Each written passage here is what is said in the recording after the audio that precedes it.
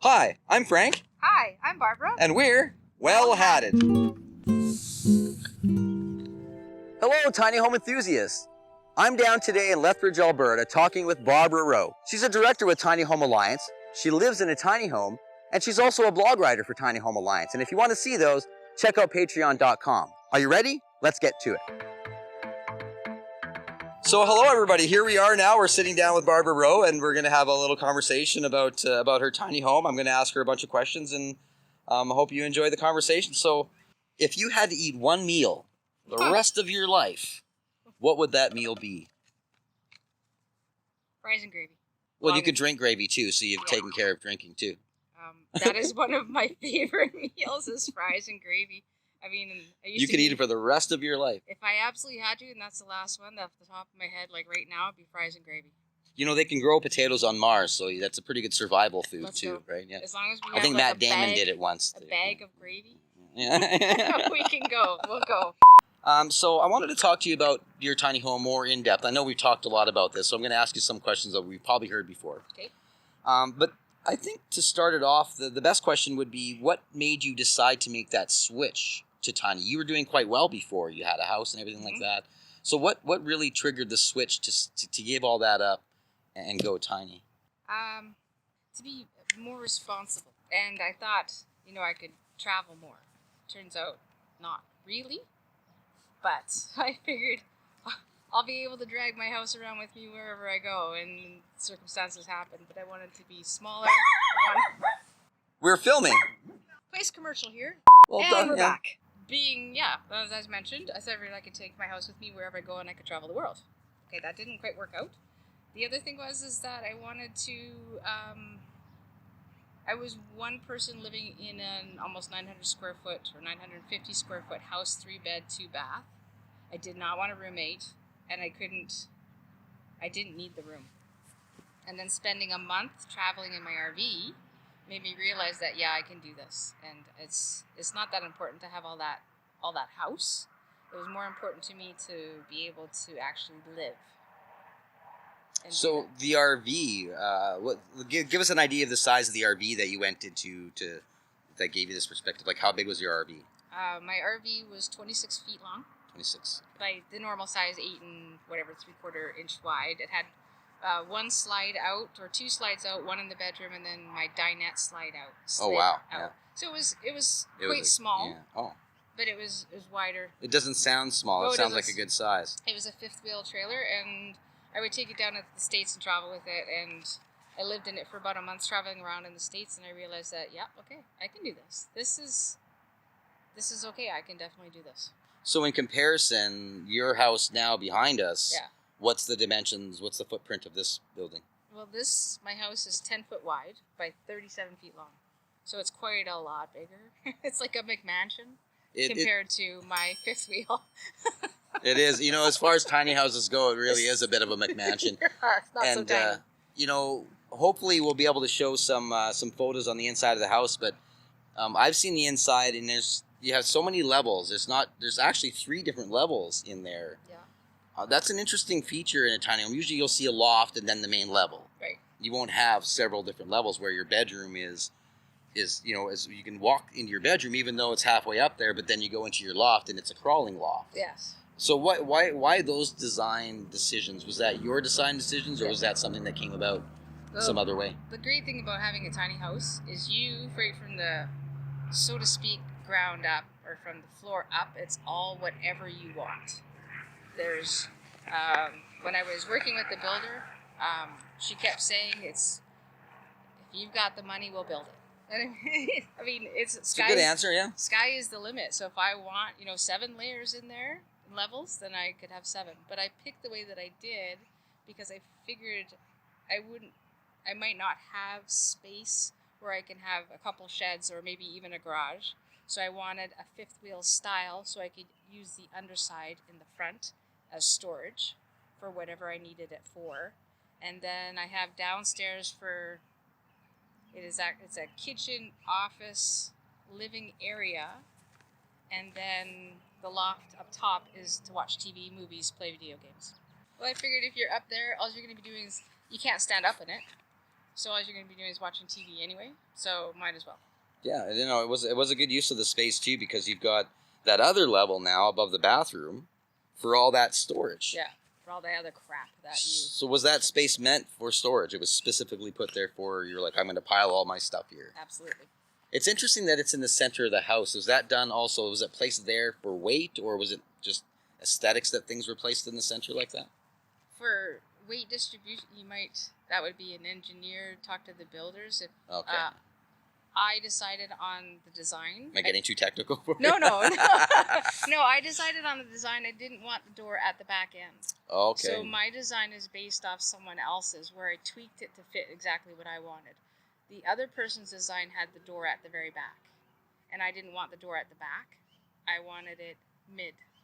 So what did this accomplish, having the door in the center of the house as opposed to having it at the back? That leaves me 3 walls in the back in my living room, so I can move furniture around, which I do seasonally. Oh yeah, and in a tiny home, you don't have too many choices, so... No, and I didn't want any built-ins either, because if you have built-ins, you're stuck in the way it looks, and you're stuck, you can never change it, and I can't handle that. I wanted to have options so I could move furniture. I have a fireplace in there, and I don't use it in the summertime, obviously, so things are in front of it. And then in the wintertime, everything gets shifted so I can use the fireplace and enjoy it.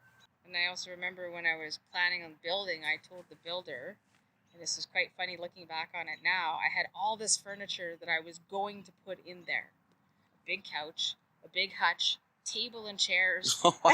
The whole works. I'm like, okay, that has to go in and that has to go in. And I gave her all the dimensions, and she, figured it all out, and she had prints and plans and everything with dotted lines. Well, this is where your table will go, and it turned out I had this much living space on the inside. She was just kind of trying to show me that all these huge pieces of furniture are not going to fit. This is what it's going to look like. You sure you still want this?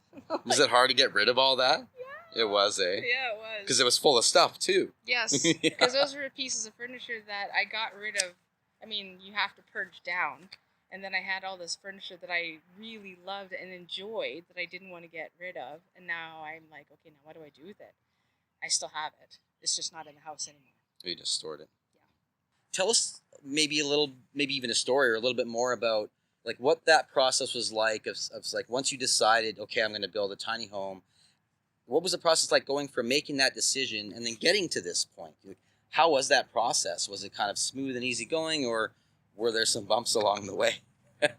Yes. Yes to all that. Yes to all of that, because it's you're spending a considerable amount of money sometimes for something. At least for me, this is for it. This is forever. They may pull my dead cold body out of this house one day type thing. This is it. I'm not buying any more houses. I'm not gonna build anymore unless it's maybe another tiny house for someone else. But so you start from the excitement, and then you have maybe a setback, and then you tell the builder everything that you want, and then the builder tells you how much it's going to cost. And then, so you scale that back, and then you work a bit more, and then you say, I want this and this and this, and then they say structurally, you can't really do that. So then you have to go back a little bit. And then, so it's just working with that, getting it figured out, making your wish list affordable and actually something that can be built. Doable. Yeah. Doable that way. So you have the highs, the lows, the financing, and then after that, it's the whole, I remember the builder always asking me, have you found a place to put this yet? I'm like, nah, but it'll happen. You were a little overconfident, weren't you? I was like, and so maybe not overconfident, but I was just thinking, the world works in fantastic ways, and serendipity happens, and you never know. I mean, I did find a place to park it. It wasn't obviously exactly where I wanted to be, but it was where I was for that time. So. Well, for sure. Yeah. So let's go back to your wish list then. So do you remember what your wish list was right now? I'm sure it's on your mind. So tell us what your wish list was. Okay. And then let's compare that to what you actually got. So first, let's break it up. So first, let's talk about what was your wish list without thinking about what you actually got. All right. So what did you want? A soaker tub. Oh my gosh. And a shower. Of course. Yeah, you gotta have them separate. Because you just have to have that separate. I wanted a big kitchen. I wanted a place that all the furniture that I wanted was going to fit in. What else did I pick? I wanted a dishwasher. I wanted possibly, a surround system. I wanted a built-in surround sound system. That would be cool. That would be cool. Yeah. I wanted full panels on this side because the house was always going to be, this part of the front of the house was always going to be facing south. So that whole roof, I wanted solar panels with a plug and play. Okay. I wanted, that was, the big ticket item, things like that's what I wanted. And I wanted everything to run off propane.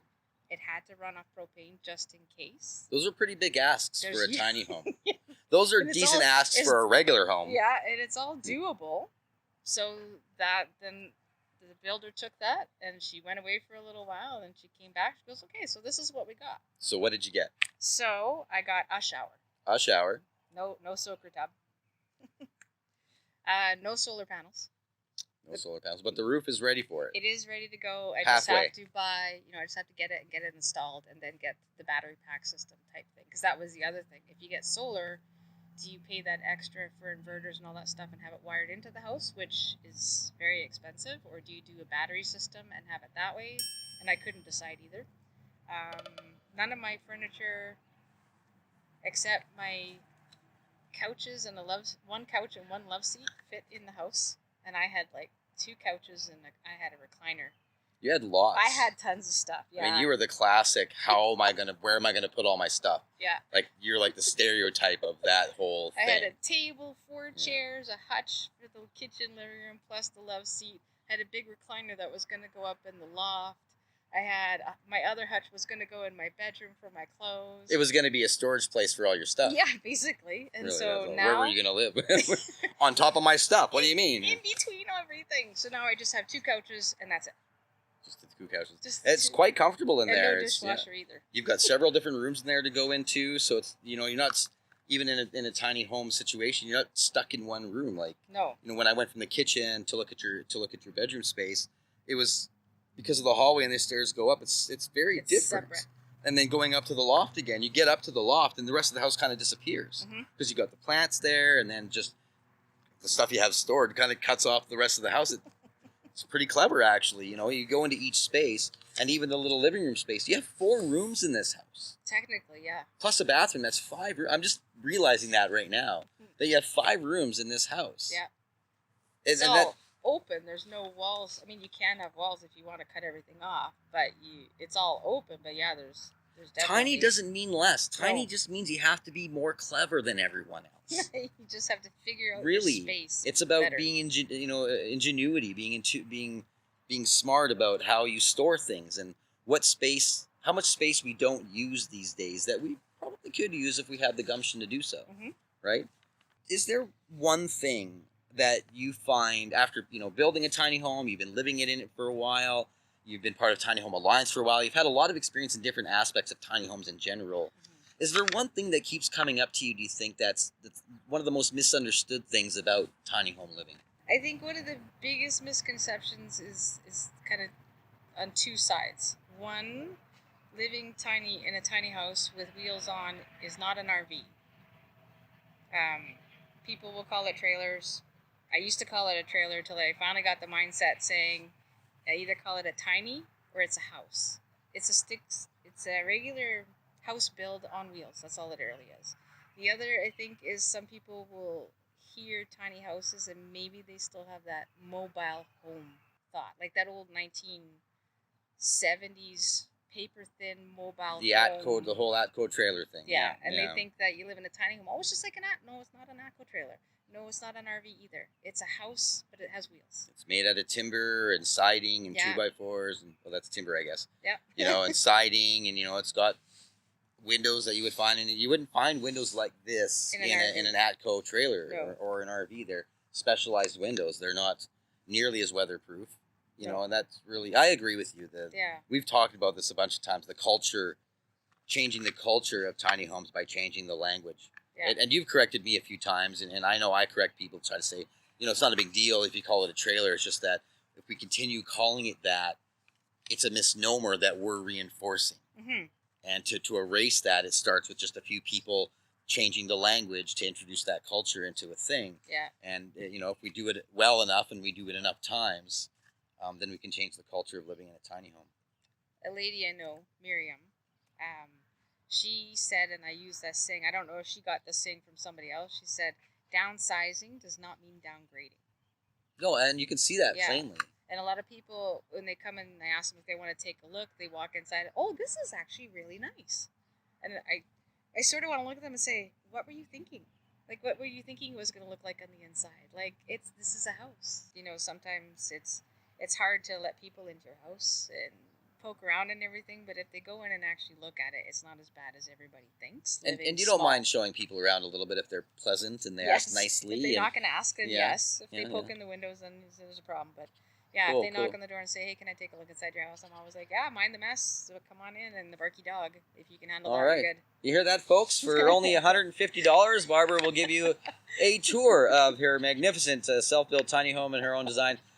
You know, Barbara, I want to thank you for doing this, letting me come all the way down here, You're welcome. for doing this interview with you and for having fun with me. We're going to have a little more fun today, too. Awesome. So that's great. Thanks, everybody, for watching. If you want to see more videos like this, please make sure you become a member on Patreon. You get early access to all of our content, blogs, videos, and all that good stuff. The best part is you support Tiny Home Alliance of Canada. We're just trying to advocate and we're trying to push the idea of tiny homes on this entire country as a way to help with affordable housing. And just because, hell, tiny homes are awesome, right? So talk to everybody later, and don't forget to follow us on social media. We will see you all next time.